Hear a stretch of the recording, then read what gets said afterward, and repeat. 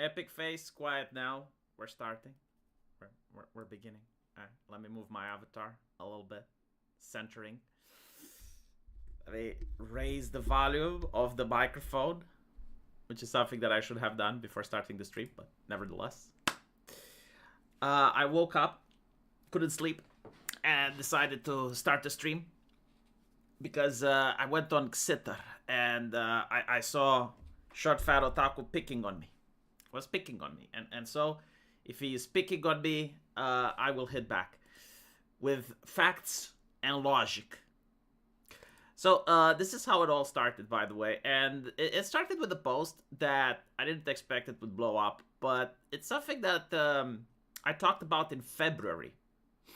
So what month is it now? November, right? Like usually you don't expect posts from February to come back and haunt you, but here we go. I posted this, right? Why liberals seethe over this anime explained in one picture. And so this is the free run meme. And the free run meme is about, well, I mean, the anime with free run is about the fact that demons exist in her universe. And they are evil. Like, there's no complexity, there's no nuance.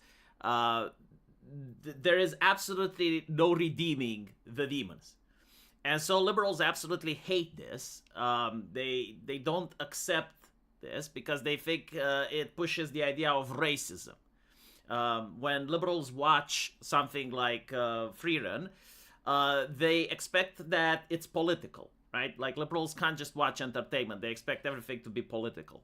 And so they are afraid that this is going to persuade people who watch the anime that there is such a thing as an irredeemable person in real life. And that kind of fucks up with their entire ideology. And so they really dislike the show. And you get to see that they can't really articulate as why that is. Like back in February, they would post stuff saying that the show is vile, that the show is bad. But they could never articulate it. And so like this meme actually manages to do the articulation. This meme is based on a study which is kind of misinterpreted, but even though it's not what the study actually says, observing liberals and observing how they behave, I can conclude that no, actually, this is not backed by evidence, but is backed by personal observation. And the study basically asks people, like, what do you care about the most? And you're basically supposed to put points on the map on the things that are important to you more than others. And so in the center is yourself. A little bit further away from the center is your immediate family. Then it's your close circle of friends. Then it's your neighbors. Then it's acquaintances. Then it's people from your town. Then it's people from your country. Then it's things that aren't human, so animals. Then it's plants. Then it's stuff that include things that aren't living, like rocks and mountains and stuff. So, like, the idea is that the further away you go from the center, the more, the different things become. Like, at some point, as you go to the outer area, it's about caring about the universe, right? And so, what people noticed is that conservatives, obviously, like, care about their immediate surroundings. They care about themselves, they care about their family, they care about their close circle of friends, and they care about their neighborhoods, their cities, and their countries. Like this is where the concentration is at. Whether for the liberals, the concentration is for the foreign. Like, as distant something is to their family, they care about more. Kind of like a person that hates their family, I guess, or doesn't care about starting one themselves. But this is where you get to see, the refugees are welcome here. Or you get to see a grandma freezing in her house because of environmentalist policies. Like, we cannot hurt the jumping spider by building a nuclear reactor in the jungle. And so we must protect the environment even if our people are starving and they're in cold, right? Like, this is the mindset of the liberal. Again, this is not what the study says, but like you generally get to see it. Like, it's so obvious. Whenever you go on social media and you interact with leftists, this is literally how they behave. Like, they would prioritize anything else besides their own communities. And this is why they hate the show, right? Because, like, the demon is the other. Like, they're not human. They're outside of the system. And this is why you get the bug posting as well. It's because they care the other more than they care about themselves. And in this situation, when you watch Frieren, you're supposed to care about the human race, right? Because, like, you're a human. And so, on this scale, the demon's comfort is actually less important than that of humanity. But leftists don't think like that. And so, you end up with Short Fat Otaku, which, on November the 23rd, right? So, like, months after I posted this, decides to bring it back up. I assume that maybe it just popped up in his, recommended in his timeline. And he's saying, discovering old takes on the moral heat maps meme still makes me laugh. By V's logic, the father of Charlie Kirk's shooter should not have turned his son in. Charlie Kirk is a stranger, his son is a family. A conservative wouldn't have had pathological empathy for the outsider. Right, so basically, I made up a general principle, like I stated a general category, which is you should put your family first, and then Short Fat Otaku gives like the most extreme example, dial to 11, talking about how the Charlie Kirk's father, according to my ideology, shouldn't have turned the son in. I, the Texan, am drunk right now. I love you all. Well, I love you too, Jankus, the Great. Did they make up the story about the father turning him in? I generally don't know, but let's assume for the sake of the video that this is the case, right? Like, maybe it is true, maybe that the father actually did turn in the son, which, in my opinion, is not a problem. Now, my response to Short Fat Otaku was a very interesting one that I think, which is many nations, if not all nations on Earth, actually codified the fact that close family members, husband, wives, fathers, children, do not have to disclose if they're aware that their family committed a crime and would not get punished if they knew and didn't say anything, as long as they themselves didn't participate or profited from the crime in any way. And I'm trying to ask them, like, why do you think that is, right? So, like, why is it that if a father finds out that their son is a criminal, he doesn't have to report it to the authorities? Like, the law actually makes this exception. If I find that my neighbor is a criminal, right? Like, if I find that my neighbor murdered someone, I am legally obligated to go and turn him in. Like, if it's proven that I knew and didn't turn him in, according to Romanian law, I too get imprisoned. Like, I'm committing a crime by knowing that my neighbor is a murderer and I don't turn him in.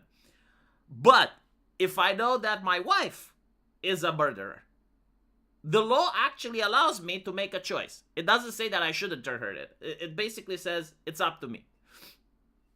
As long as I didn't profit from the crime, as long as I didn't participate, as long as I didn't help her, right? Like, I just found out, it's up to me to make the decision. And my question isn't whether it's right or not. My question is, like, why does them think that the law allows for this exception? Well, why is it that close family members, parents and children, are allowed by the law in this situation to not have to disclose?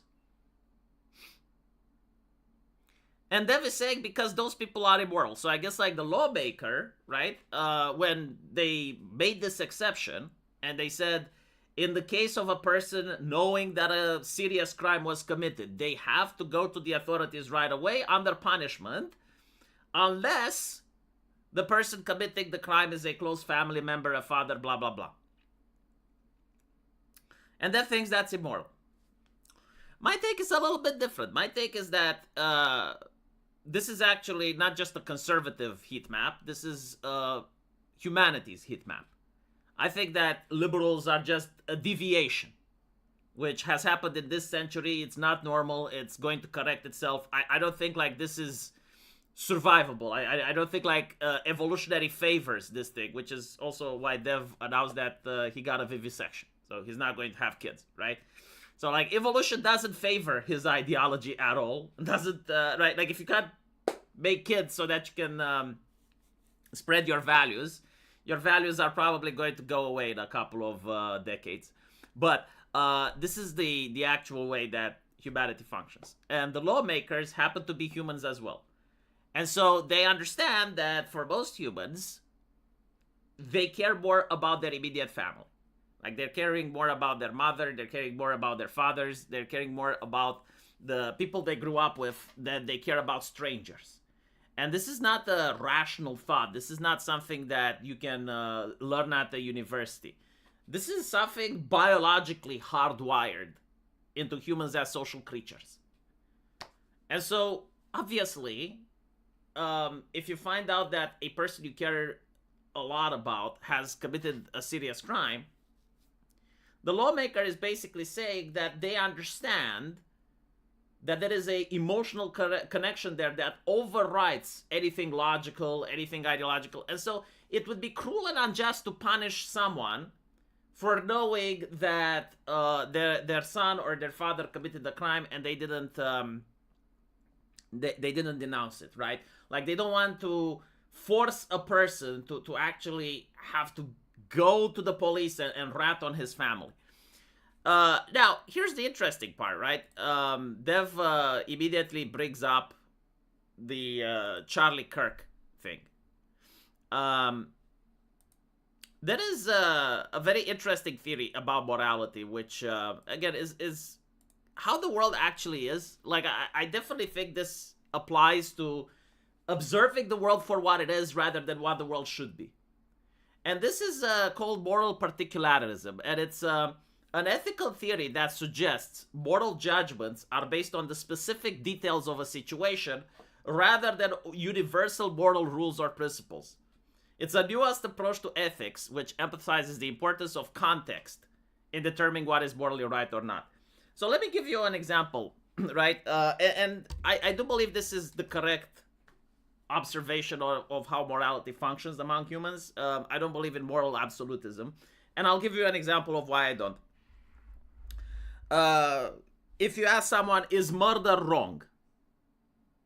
Well, obviously, everyone is going to say, yes, murder is wrong. So I'm asking, should murderers go to prison? And the answer is yes. Murderers should get punished, right? Like prison, the rope, whatever the law demands in different countries. Okay, so if moral universalism is true, then every single murderer should go to prison and be punished. Now, there is a case in America where a father had his daughter molested by a predator. Like, he hired the guy, he was a karate instructor, and then apparently kidnapped the daughter, took her across state lines, subjected her to awful abuse. And then the police manages to find him, they arrest him, they put him on trial. And as they take him to court, the father pulls out a gun and shoots him point blank. And this is on camera, like everyone sees it. The entire nation sees what's happening. So, justice was being done. Like, the predator was actually being taken to court. But the father shot the guy. Do you know what the jury did in that situation? Because, like, the father was then arrested. He was taken to court. Do you know what the jury did? They didn't give him a single day in prison. And do you know what's interesting? I honestly think that is the moral thing to do. In that particular context, in that particular situation, I do think that murderer, because, like, he did murder someone. Like, justice was being carried out. His daughter was returned. The predator was being taken to prison. There was really, from an absolutist moral particularity, and probably even from a Christian particularity, there was no reason for him to conduct that act. At that point in time, his daughter was safe. The criminal was in the hands of justice. Justice was being carried out. Like, it wasn't as if the guy would have walked free. But no, like, the father took out the gun in front of the cameras, blew his brains out. And the jury, using moral particularism, as well as the people watching and the people hearing about this event, they all said, you know what? That's fair enough. He didn't get a single day in prison. He got, I think, like, community service and probation. It's a real event, by the way. You can look it up. So let's go back to Dev's take. You know, the Charlie Kirk thing. The father turning in the husband. The father turning in the son. In that context, in that particular situation, yeah, I think like the father did the right thing. And it's not necessarily about snitching or whatever. No, like the son is a danger to society. He raised a monster. The father failed the son. And sending him to prison doesn't mean that he dies, by the way. It just means that he has to suffer for what he did. But let's look at a different scenario, right? Like, let's say that the father finds out that the son wants to assassinate Charlie Kirk before it happens. Like, let's say the father just walks in when the guy has the rifle pointed at Charlie Kirk. And he hasn't fired yet. And the father stops him. Would it be unfair to say that if the father doesn't turn the son in at that point and instead decides to solve it in the family and have like conversations, try to figure out what happened, and you know, would you really blame such a father for acting like that? I'm not saying like it's the way 100% of the time the way it should go, right? Because like there would be fathers that when they find that they would turn them in. But at the same time, if a father does it, you know, he chooses, okay, I found my son about to do something horrible. He is guilty of attempted murder, right? Like, he's guilty of premeditating. He's guilty of attempted murder. If it wasn't his son, he would be supposed to turn him in it. But he chooses not to turn him in. He's like, no, I can fix this. I can fix my broken family.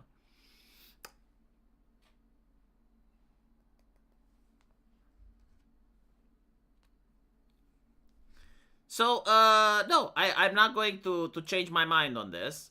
I do think family is more important than everything else. And there are nuances and contexts, of course. It depends, right? Like, it's not like a cheat code to life where you need to do A in order to get B. No. Dev is a moron. His argument is a type of reductio ad absurdum. Yeah, but like even with the reductio ad absurdum, I managed to solve the absurd. And if you can solve the absurd, it means that your theory is actually stronger. He leaves all values that the father may have out and creates a vacuum where only that graph and your statement exists. Goblin Slayer was another anime that could be used in the same way as Freerun. Goblins are real. You can find them all over the streets in Portland, Seattle. God. The trial was thrown out due to the fact that the father was seeking righteous, vigilant justice for his brutally raped daughter. And yeah. No, I get it. Like, you don't have to explain. I understand why the trial was thrown out. But like from a universal morality point of view, like if we had the machine, if we had the Terminator, that functions purely based on logic, no emotion, no nothing, and he analyzes the case where the predator was finally caught, he was apprehended, was in the hands of the police, he would have been sent to prison, and yet the father decides to shoot him anyway. From the predator's point of view, from the Terminator's point of view, like a machine that operates just on cold logic, the father is in the wrong. Now the father is a murderer. He has to go to prison. It's right. But we don't operate like that. We operate on contextual ethics. Like, it depends on the context. Dev doesn't think about anything outside of face value. Pretty much. Oh no, Dev is going to be very upset about this, and Snotley repeatedly posts pictures of the Giga Chat guy himself. Well, looking at Dev, again, like, I haven't spent much time talking to him ever since Dungeons and Dragons. That's where it all starts. Everything important happens from video games, don't you know? But he did post some interesting things. Like, he got really mobbed by people. I didn't send anyone. I just made that response, and people seem to agree with me. But he says that my loyalty is to the principles of justice, which means that if I have a murdering family member, you bet I am turning that fucker into the cops. Okay, well, let's take a situation where that person may not be taken to the cops. This is actually a case that I know from real life. So, a brother found out that his other brother murdered the guy in the woods. Why did he do it? Because the guy that he murdered molested their sister. And the brother didn't turn him in, right? It was later found out. And basically, I was in law school and we were looking at the exception that I'm talking about, where if you're a close family member, then the law allows you to not turn your family in, right? To make the choice, basically. Like, you can choose whatever, but it doesn't compel you. This is something that even in Better Call Saul, it's showed. If you guys watch the TV show, which, again, like, is based on American law, at one point, Kim finds out that Jimmy can't stop himself from doing cons and being a criminal.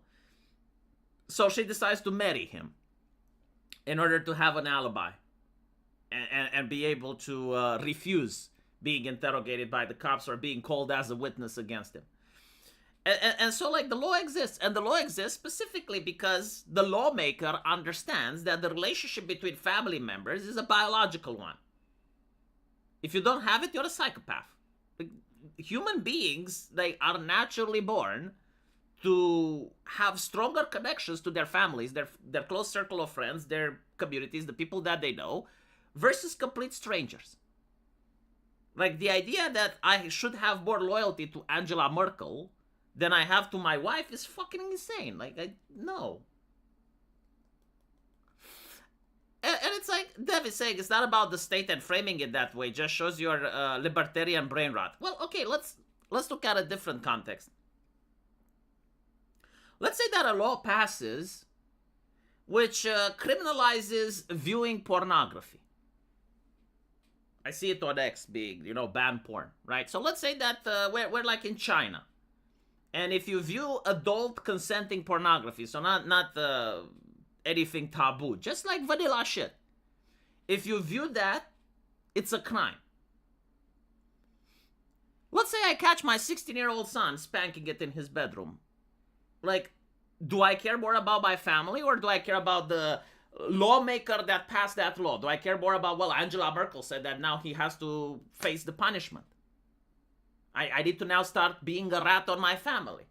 By the way, like, this is something that happened in the Soviet Union, and why people hated communists so much is because they were encouraging kids to snitch on their family.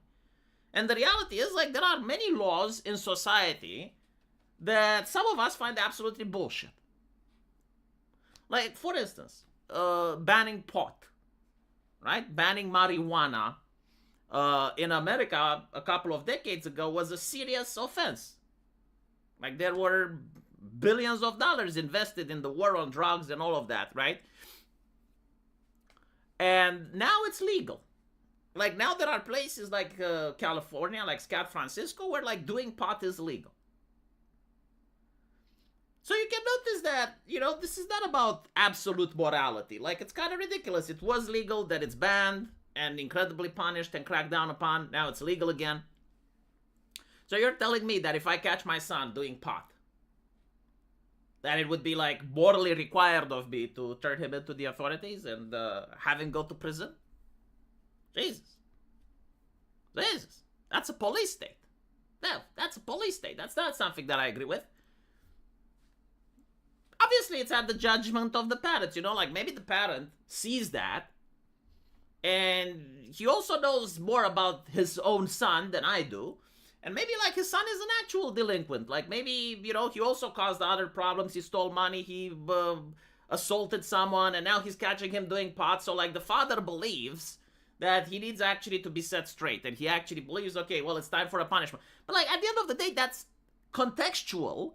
And it's up to the father to make the decision, knowing everything about his son. Because I don't know anything about him, right? Like, for me, it's just a hypothetical son. But, like, for the father, it's someone that he lives with, and he knows better. Which is why, again, like, the law allows the family member to make a case-by-case decision. They're not saying that a family member should never turn in their son, and they're not saying that they should be compelled to do it. They're basically saying, because it's a family member, you have the leeway. And that's not an immoral society. That's actually a fair and just society. And it's why America also has the concept of jury nullification. So, for those of you who don't know, like, it actually blew my mind when I found out about this. I didn't know, like, the American legal system can actually consider something so complex. And at first I thought it's a bug, but then I realized, no, it's actually a feature, and it actually makes for a just society. So you can have a situation where the guy is actually guilty, like everyone knows. For example, the case that I gave previously, where a guy just executes someone on camera. But the jury, they look at the case, and they're basically saying, okay, well, what did he do? Well, he shot a predator that molested his daughter. And the jury can go, well, I mean, fuck, you know, like, if it happened to me, would I act differently? And so if the jury basically decides, we know that he is guilty, but we don't think that in this context, he should be punished. And the jury gives a non-guilty verdict. Even though, like, there's ample evidence, it's beyond the shadow of a doubt that he did it, the jury goes, not guilty. That's called jury nullification. Guy walks. And it's not just for this, it's for literally every single crime where you have a jury. The jury can just be, yeah, I know why he did it, I don't fucking care. And that's a safeguard, right? Like, that's built around context. Holy shit, I got super chats. Got a lot of super chats. Maybe I should stream more often at this hour. P. Convenience. Thank you for making Dev content. Dev is a sad joke. Even for a Canadian liberal, he's a bad faith clown. I don't know if it's bad faith or if he generally, like, doesn't understand certain things, but as you can see, I purged all of the MAGA-tards out of my audience. If that means I destroy my channel, so be it. If lying and grifting is what is required to keep right-wingers tuned in, I don't want the views. So, I don't think he believes that what he is doing is wrong. I think, like, he believes that maybe I'm lying. Like, maybe I don't actually think that people should care more about the family than they should care about the state. And maybe, like, he is genuinely convinced that a better society is where everyone cares about the state. And to be fair, I would care about the state too. If my mother happened to run it. Like, if my mother becomes the dictator of Romania, then yes, I would definitely make the argument that you should be loyal to the state more than you should be to your family. Because my mother is there and I know how she is, right? But as long as it's someone else and not my mother at the head of the state, then I can't make that decision, no. Torvar, thank you for the $5. I believe that a father turning in their child in for murder, making their child face the consequences of their action, is in-group preference. Well, yeah, but this is ingrained in biology. Like, all of us are supposed to have this. Like, this is not a bug, it's a feature. People should have in-group preference. Because we're social creatures. Right? Like, having out-group preference invalidates the idea of having a group. The whole reason why we live in groups is to provide safety and security for ourselves and our close family. If you have, like, preference for out-group preference, then what's the point in having a group to begin with? And what happens if the out-group doesn't have the same out-group preference? Like, if they don't reciprocate. If you have a culture where your group only cares about other groups, while other groups cares about their own, you're going to be destroyed. Like, there's, you know, like, all of a sudden, you have no advocates, you have nothing, you're just a resource willing to be collected. SRC Baker says, V, don't forget my own state of New Jersey. 24 states already have made weed legal. Quinn estimates federal legalization by 2028. Yeah, I'm aware. And what's interesting is that my country is now doing the war on drugs. Spoiler warning, I've never done pot. I don't even know how it's like. But I have went to med school. And I do know that there's a lot of conditions, like, for instance, Parkinson and many others, that actually benefit from people taking medicinal weed. I don't know if in Romania medicinal weed is allowed or not, but what I do know is that alcohol is actually more harmful than pot.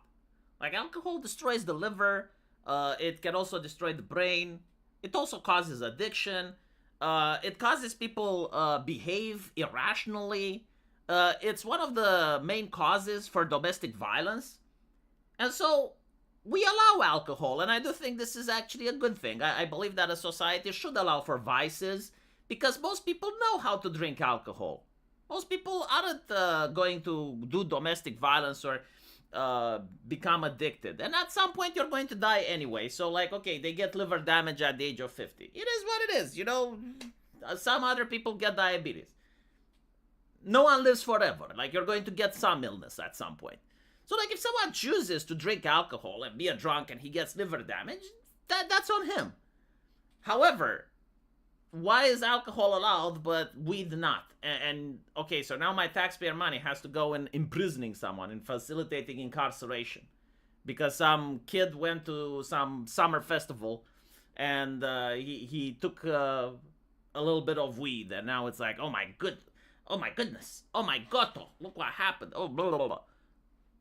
I hope that in the future the law in my country changes. Like, if anyone comes up with a platform to legalize weed, like not obviously like not heroin and cocaine, because those are different. But if they come up with legalizing the use of small drugs like weed, that's fine. It's just fucking ridiculous. I don't even know why it was like when it was banned, who and by whom and why. I think the communists may have banned it. I'm not even kidding. Who is short, fat, or otaku rage baiting? Everyone, apparently. The manga tart. What V is saying here is the actual scientific consensus.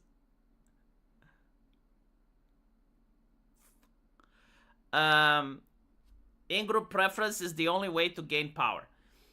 Again, see, this is interesting. Everything is on context. Having too much in-group preference is also a bad thing.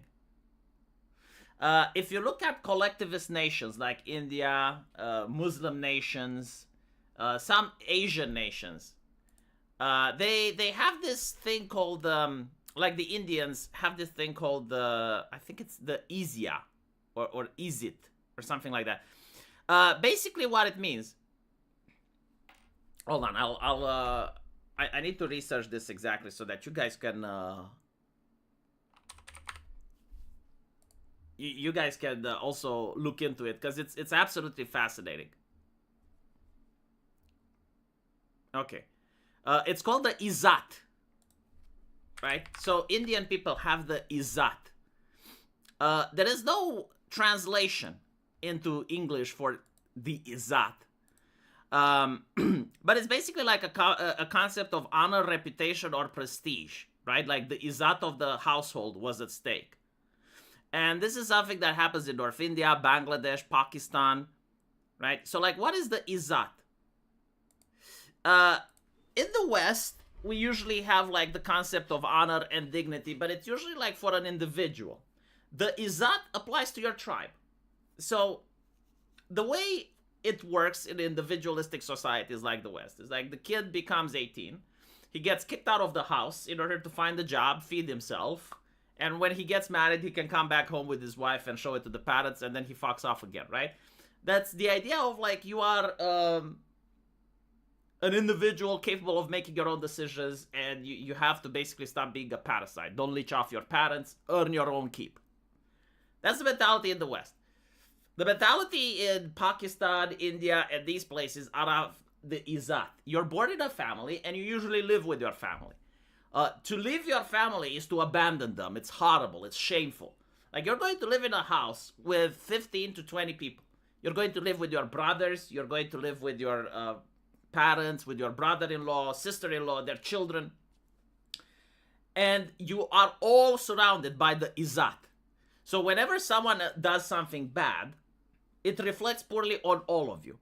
And the Izzat is a zero-sum game. It's basically like where you stand in society. And it prevents you from losing face. Like, if someone destroys your garden gnome, even if you're in the wrong, you have to constantly escalate and you have to constantly attack, because otherwise you lose Izzat. And usually you end up with situations like in Libya, where a shopkeeper had a monkey, and the monkey tore the veil, the the hijab off of a customer's face, and it ended up with like 25 or 30 people dying, because like they kept escalating. They had to protect their honor. Now, this works usually in societies where they don't have the money and logistics in order to have like a proper justice system, and traditionally it was like the family solves the issues. However, in the West we don't do that. But like, what happens in the West when you import people that do think in the izat? Let's say you put him, you put someone like that in charge of a company. You put them in charge of hiring, right? You give them a position of leadership. If they hire Westerners, their izat remains the same, because Westerners do not operate like that, so they don't care about the izat. But if he starts hiring people from his own culture, his izat grows significantly, because now the people owe him, and now they can, right? They can start getting together and applying this idea of collectivism, this collective honor, and so they eventually like take over the company. But here's the interesting thing, right? Like, the success is short term. You get like a strong short term success. But because the way the izat functions, and you can't save face, and you have to constantly escalate and escalate and escalate, eventually the company implodes. And you're going to notice earnings go down, the products goes to shit. Because like, if someone slighted you, right? If someone, a colleague, did something wrong, you're supposed to remember that, and the next time the colleague needs help, you're supposed to still hold the grudge. In fact, like, you're now supposed to sabotage him as well.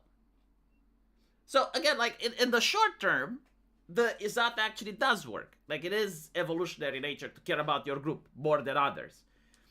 But there should be like a limit to how much you care. Like, when you care way too fucking much, and when you're like honor bound in order to maintain this honor system, you end up with actually destroying the environment around you, whether it's the workplace, whether it's the community, the neighborhood, right? Like, there are so many cases of gang violence, actually, like in a lot of nations, because like one family does a slight to another, the other has to maintain izat, so they go and they hurt someone of the other family now has to maintain izat, so they go back and maybe they end up hospitalizing someone, and the other family that goes in and probably kills someone over there, and then you have like these turf wars,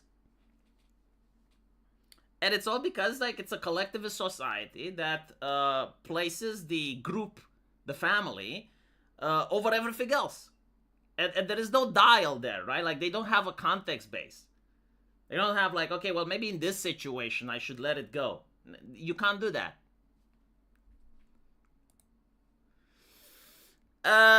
Anyway. Tribalism, yeah, I get it. At least live in the same neighborhood if you have enough money for your own home. How do we determine the limits of in-group preference versus out-group preference? Well, this is the thing, though. People keep expecting a cheat code. They want to know an answer. The reality is that by now, you should be able to think for yourself. Like, you should be able to have the tools to know when you see a situation what is right and what is wrong. You're not supposed to like constantly get spoon-fed. It's like, well, when do I know this? How do I know that? It's not like you're supposed to have a talk. You're supposed to actually go through society, get the education from your parents, get the education from your circle of friends, get the education from the school system. Start noticing things around you. Start noticing how things work. Learn how to read events, how to read people. And then you're supposed to use your brain, incorporate all of that, and figure out the answer for yourself. Because you're not going to get an answer, right? Like, the situation is too complex. It has way too many variables to know, like, when one path is right and one path is wrong. You're supposed to be able, as an adult, to figure it out for yourself. Okay, like, someone destroyed my garden gnome. It insulted the reputation of my family. Should I let it go? And I guess it depends, right? It's based on context. If you live in America, yes, fucking let it go. If you live in India, well, now it's actually complicated, because if you let it go, then your izat takes damage, and now your sister is unable to find a job. Your brother is unable to find a job, right? Like, your sister's marriage is being jeopardized. That now your other brother is getting insults from the community because they think your family is weak, and now you have to handle that shit, right? So like everything is context based. Like I'm sorry to say it, but it is. The solution is leave India. And then go to the West and hire more Indians so you can repeat the process.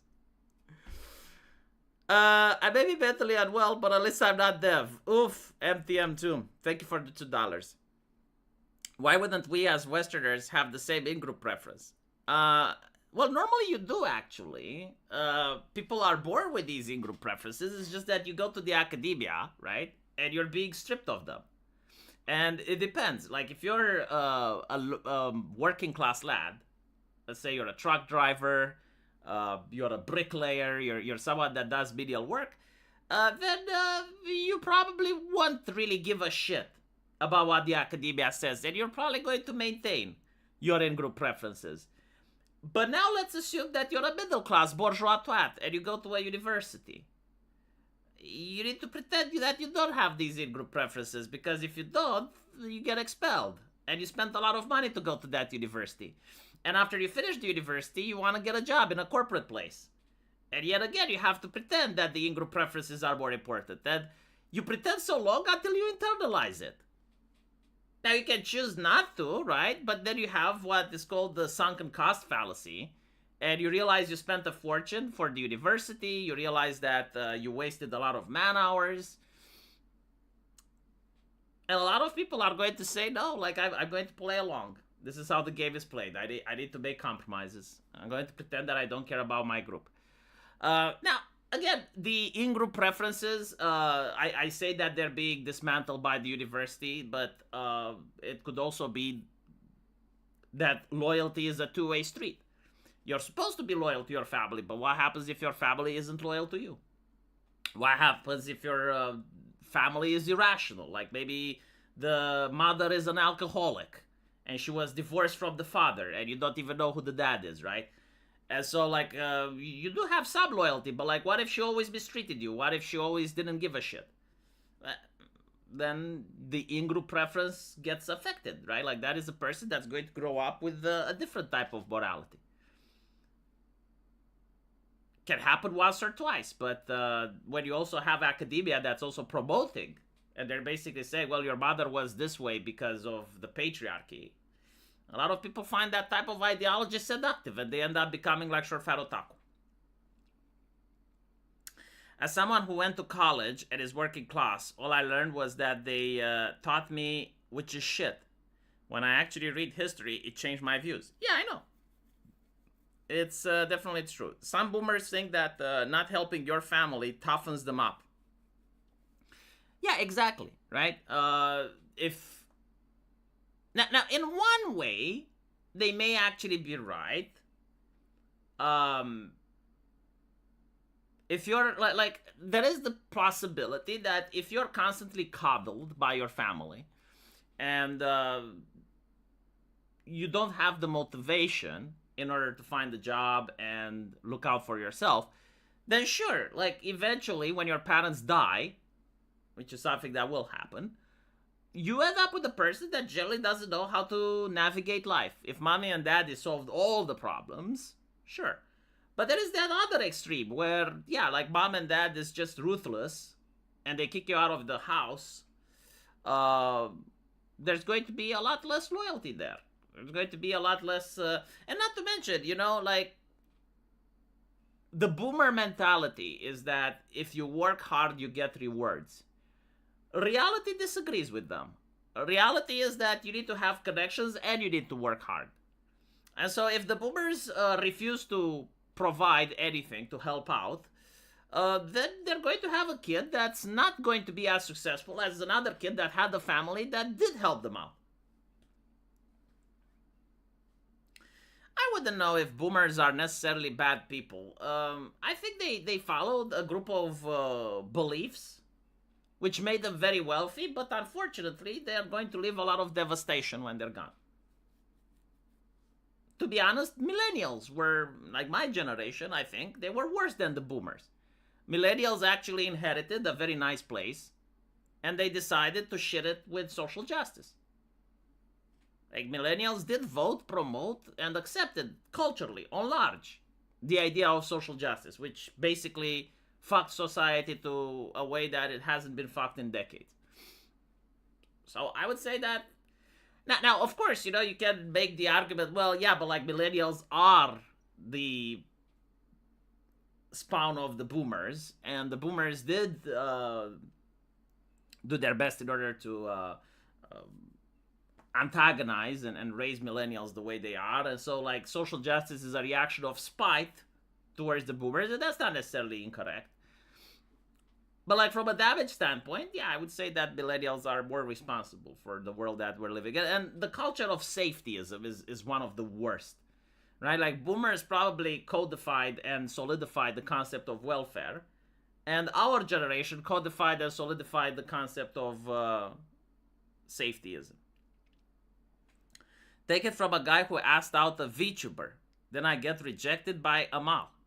I still wish for her to have a good life. When Dev gets rejected by Kirsche and Pippa, he probably wishes the worst for them. I don't know, like, if he actually got rejected. The way that I understand happened is that a mod from Dev's server was antagonizing Kirsche and was doing bad things towards her. And Dev, finding out about this, chose in-group preference to stick with this mod, and then they started making jokes at Kirsche's expense. So the situation soured quite a bit, and because Kirsche is friends with Pippa, when Dev appeared in Pippa's chat, she told him to go fuck himself. And that's pretty much how it happened. Now it's also interesting because, yeah, like, Dev never liked VTubers, which is kind of weird, because, like, his name is Short Fat Otaku, right? Like, you'd think he would like anime. But, I guess it's time for the misogyny hour. Dev does have, like, a lot of people that are transgender, and I guess, it's an interesting thing. Like, a lot of trans women don't happen to be very good friends with other women. I don't know why that is, but the more sexy and beautiful the woman is, the more unlikely that the trans woman would appreciate her company. And so, if you're Dev and you like trans people and that's your in-group preference, then you gotta stick out for your buds. You gotta. Most likely, the mod has some of Dev's secrets. I don't think Dev is a complex individual enough to have secrets. The thing is, like, I actually know Dev, right? Like, I played Dungeons & Dragons with him. I spent a lot of times with him. I wouldn't say he's necessarily, like, a bad person.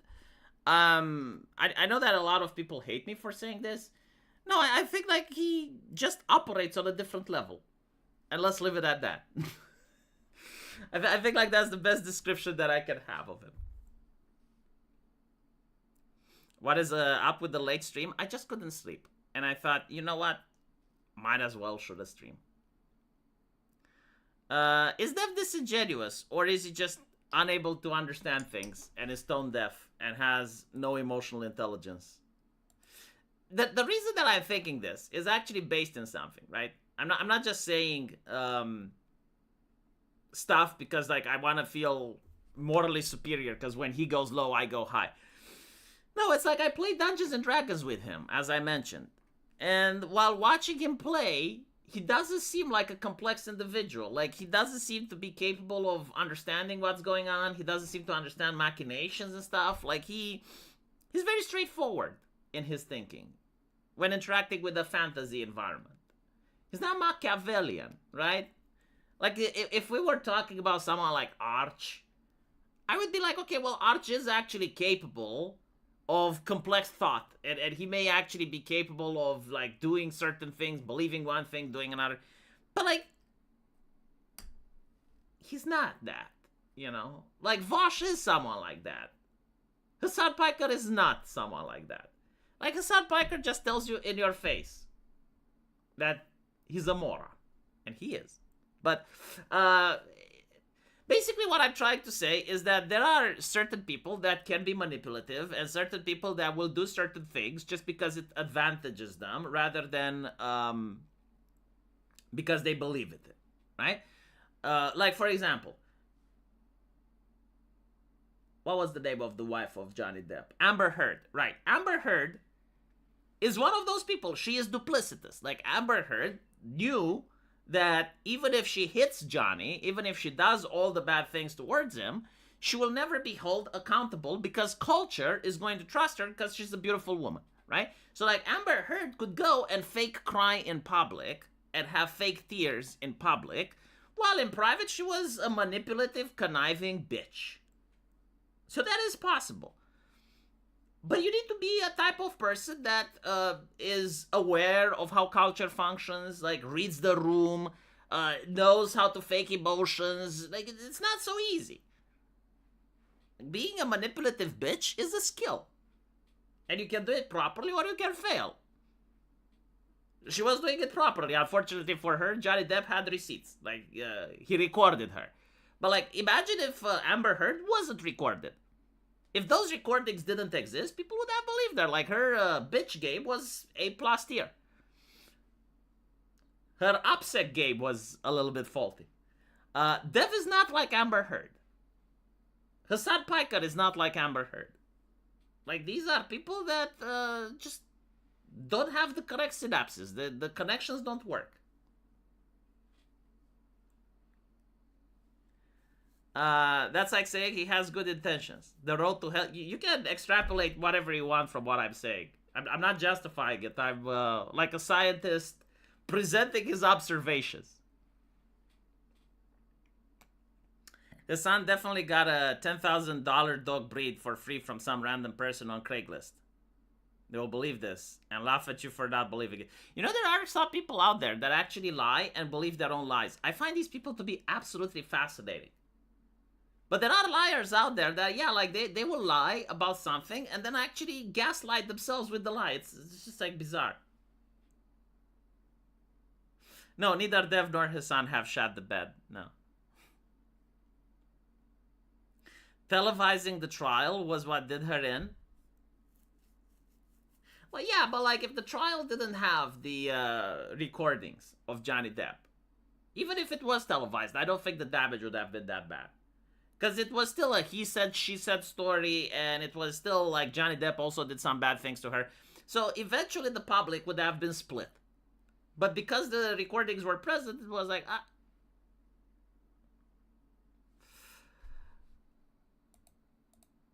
Anyway, the thing is, like, I made the video because it's not just about Dev. As you can see here, we can either have a civilization or a ton of people who loyalty to their families override basic obligations to everyone else. Again, it's not... See, the problem is, like, most of the time, the obligations should be in the benefit of you and your family.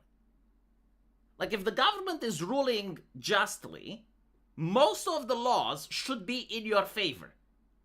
But what Andy Mansley is saying here, like, he admits that the government is making laws to fuck with you and your family, to exploit you and your family. Like, most of the laws are actually unjust. And he's basically saying, okay, if the law is unjust, side with the state. Like, I'm sorry, I'm not going to. If the state becomes unjust, then I'll fucking leave. What I keep telling Sargon, you know, if the state is unjust and they're exploiting you, go to Poland. Don't stay there. You have no obligation to the state. The state is actually your servant. You're paying for them. You're financing them. You are literally financing Keir Starmer. Keir Starmer has a job because of people like you and your family. You are financing your own exploitation. Go to Poland. Go to a government that cares about you. Finance people that actually care about you. But like what Andy Mansley is saying here, right? is like during COVID, the government forces people to mask out. And let's say they have a hotline to rat on family members that didn't mask out. It's like, no, you have to use the hotline. Because like the government knows better, your family is stupid. And it's like, no, that's not how the world works. I don't think like a civilization of snitches is actually a nice place to live in or a desirable place to live in. And I can even articulate it outside of an emotional level. Like, I can just explain at an at the level that's just pure intellect. My family cares about me because my future affects them. So if you have a mother that gives you advice, usually the mother, in most cases, does not try to manipulate you. Your mother suffers if she gives bad advice, because if she gives bad advice and you end up losing your job or you're getting ostracized, then she's going to end up with another mouth to feed, right? You're coming back to her to her apartment. You need to stay with her. She's going to have another mouth to feed. That's bad, right? Like, so she doesn't want to have that. And so, like, she's incentivized in order to do her best to give you good advice. Now, of course, maybe your mother is retarded. Like, there are different possibilities here. But at least you know at a fundamental level that she actually cares. Like, she's not giving you advice just to manipulate you or so that she can feel better. Meanwhile, the government, right? Like, if you have Angela Merkel, you have someone like her, and she's saying, oh, yeah, we need hate speech laws. Are those hate speech laws benefiting you and your family? Really? Or is it that they're benefiting Angela Merkel and her family? Because, like, she's the one that clings to power. And if people start holding politicians to account and their policies, well, all of a sudden, you know, people will start to finance her opposition. People join her opposition party. Now she has to deal with that rather than just sit there and grift. Now she actually has to do politics, right? So, like, she's passing these hate speech laws to protect herself and her family at the expense of you and yours. And so basically, well, if you want to have a civilization, you better respect Angela Merkel and every single decision she does. I don't know, V, my family is stupid. Well, as I mentioned, like, there are cases where the family can actually be stupid. Or your family can be ideologically indoctrinated.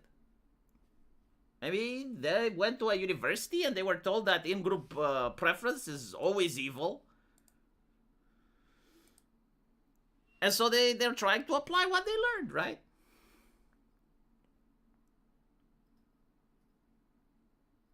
New York City did that during COVID, and people clogged the hotline. Yeah, they tried pulling that shit here. It's pretty much, it's called a police state, right? Like, a police state is not what the Americans say it is, when like, a cop is roughing someone up, or the cop does something. No, like, that's just brutal policing or police abuse. A police state is a state with informants, where people rat out on their wives. The children rat out on their parents. And the reason it's horrifying is because it goes against human nature. It's like, people put more trust in the government than they do in the people around them. And the thing is, like, you know the people around you, but you don't know the government. At least the people around you, you kind of know where they stand and what their goals are. You have no reason to know, like, what Justin Trudeau's goals are. And I guarantee to you, it's probably not your benefit. A police state, according to Portland, is enforcing the law. Yeah, it's fucking mental. They changed the definition specifically to get the police state. Like, they applied the definition to a police state, to a law-abiding society, in order to make sure that people don't think that, oh, well, what they're doing is the actual police state. They water down the definition, so the definition loses its meaning. Seinenbaum in Mexico is actively passing anti-hate speech laws to protect herself and the cartels. Well, what hate speech laws do you have in Mexico? Like, aren't the cartels already Mexican? You literally cannot make memes about the president of Mexico in Mexico because it's illegal. But yeah, I mean, again, right? So imagine you're catching your son in his bedroom making memes about Scheinenbaum. And now you have to turn him in? Why? I mean, he's your family member. What do you get if you turn him in, by the way? Like, let's put it like this. What happens if you turn him in? Is Scheinenbaum going to shake your hand? Is she going to give you a hug, call you a good citizen? No. What do you lose? Well, you lose a son. Like, that son is never going to be your friend, ever again. When you're all old and alone in your bed, it's not Scheinenbaum that's going to appear, and it's probably not your son either after you turn him in. Dev isn't qualified to talk about the politics of anyone to the right of Bernie Sanders, and Dev is to the right of Bernie Sanders. Dev is, like, really weird. He would have benefited much more from a leftist audience, but, like, I generally don't know why he cultivated a right-wing audience. The thing is, like, even I am not purely right wing. Like if you bring a religious Puritan next to me, that's radioactive. Like it pisses me off. But I'm able to separate between like right wingers and puritanical excesses. Dev doesn't. Dev like all right wingers are bad. Okay. Well. Anyway, chat. I need to I don't know if I can even go to bed. Why did I wake up, chat? I woke up at 3 a.m. Couldn't sleep. I'll go and try to sleep a little bit more. And hopefully I will see you on my live streams. I'm live streaming every single day. Hopefully you enjoyed it. And we're going to have more guests in the future. So let me know what you think.